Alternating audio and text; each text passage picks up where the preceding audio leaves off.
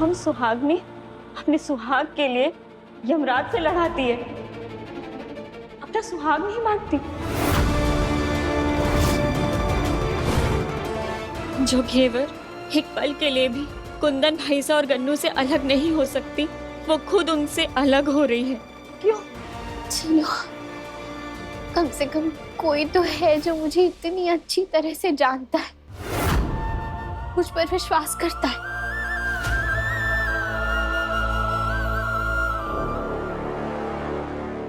और आपने सही कहा जीजा, अब मैं कुंवर सा और गन्नू के लिए अपनी जान तक दे दूंगी।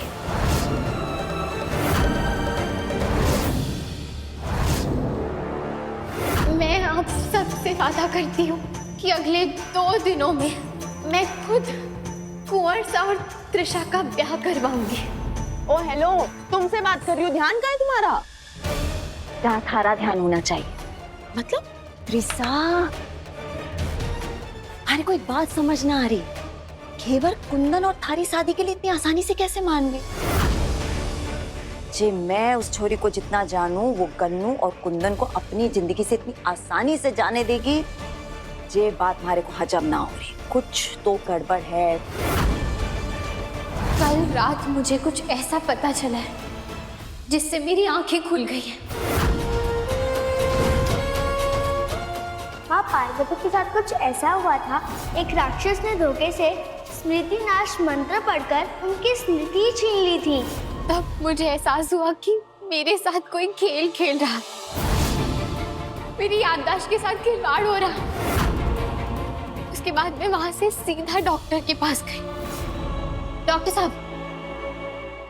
साहब, मुझे आपसे एक बात पूछनी है। मुझे कुछ समझ नहीं आ रहा है कि मेरे साथ हुआ क्या है। समझ नहीं पा रहा हूँ घेवर जी, क्या आपने कुछ दिनों से कुछ अलग कुछ खाया, कुछ नया? नहीं डॉक्टर साहब, बाहर का तो कुछ नहीं खाया मैंने, मैं सिर्फ घर का ही खाना खाती हूँ।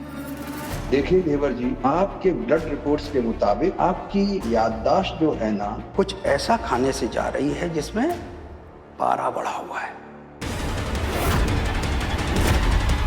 आप एक काम कीजिए, खाने पे ध्यान दीजिए। क्या मतलब?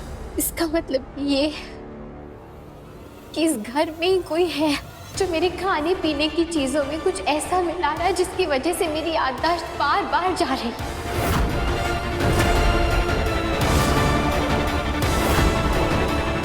इसमें हजम होने वाली कौन सी बात है?